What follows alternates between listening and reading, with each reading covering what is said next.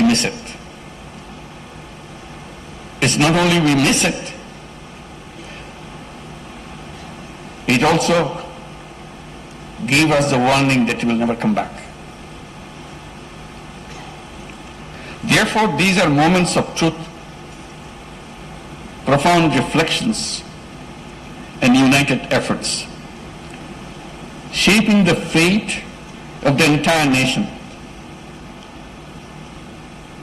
A nation's future consequently hinges critically on how it navigates these defining moments. Ladies and gentlemen,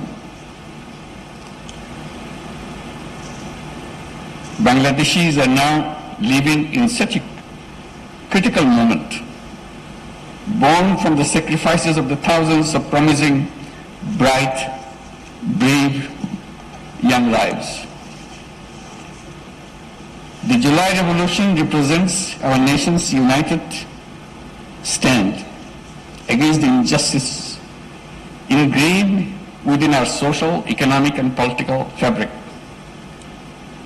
Indeed, this awakening has come at the tragic cost of thousands of lives, leaving thousands more wounded. Now, we, the living, bear the solemn duty to realize the hopes and aspirations of the martyrdom and the wounded, of the martyred and the wounded. Our debt to them is limitless.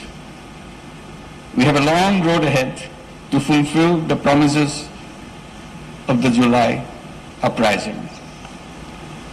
We bear an ingrained responsibility to honor the sacred memory of those who laid down their lives in July uprising.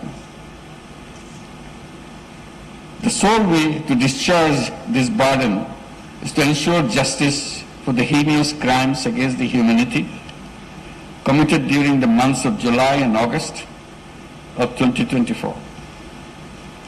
Today, the nation stands united in its determination to hold the perpetrators accountable. In pursuit of this goal, 2 international crimes tribunals have been established to investigate and prosecute the crimes against humanity that occurred in July-August 2024. These tribunals are functioning with full independence, impartiality, and in compliance with due process. We are duty-bound to the nation to see this process through without delay.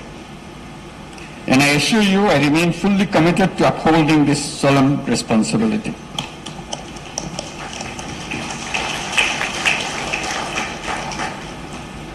But we must keep in mind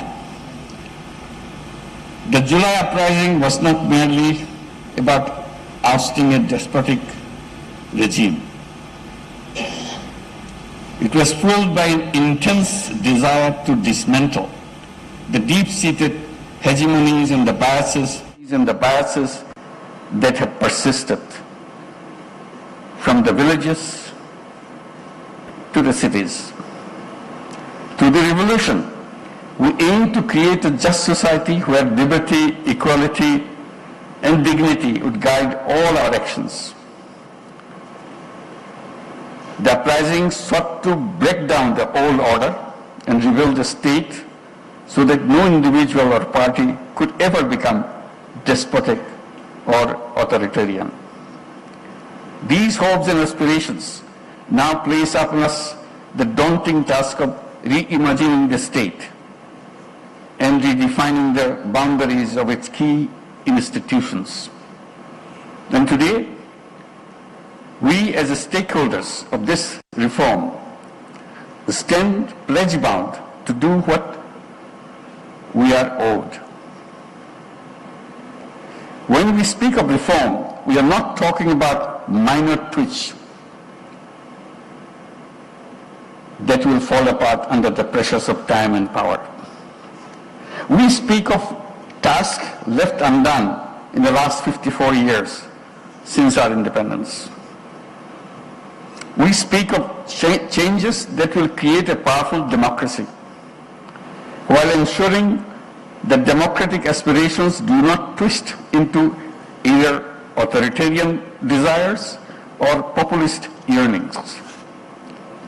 Using populist tactics to win elections and then abusing and manipulating the power structures, dismantling checks and balances, and turning oversight bodies into tools of oppression, these are common strategies from the autocratic playbook.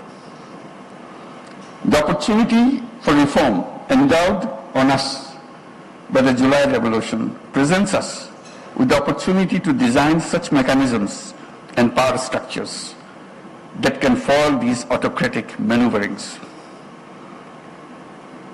The governance of the state in the 21st century presents distinct challenges to securing polities founded on democratic ideals. These challenges range from countering rising populism to repelling authoritarianism, illiberalism, and similar threats. Bangladesh has unfortunately experienced all of these challenges at various stages and varying degrees. It is widely argued that there is one institution, namely judiciary, that can play the most significant role in addressing these issues. That's why we are here today, to make sure we build a judiciary to make it happen.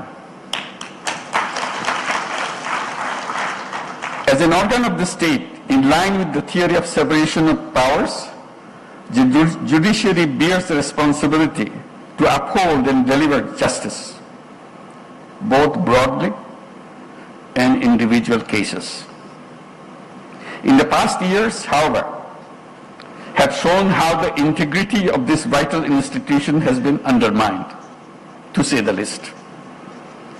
How the judiciary was co-opted to empower state machinery rather than limit it. How it was used to circumvent checks and balances, and how it was weaponized to clamp down on dissent.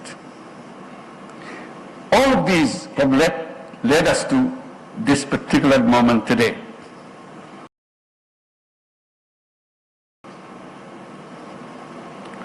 Necessitating reform so that the judiciary can reclaim its independence, efficiency, and a process initiated under the leadership of Honorable Chief Justice of Bangladesh and being undertaken by the Ministry of Law and Justice of the interim government.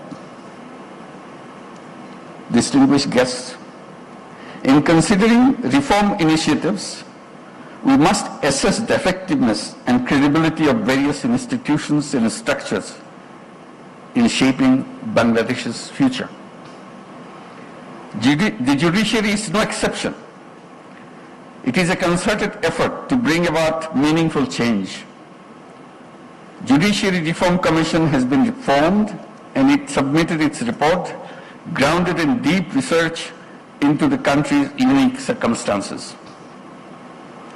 The report of Judiciary Reform Commission is complemented by the Honorable Chief Justice's own vision of judiciary, which he outlined in his September 21, 2024 address, proposing reforms structured for short, mid, and long-term implementation.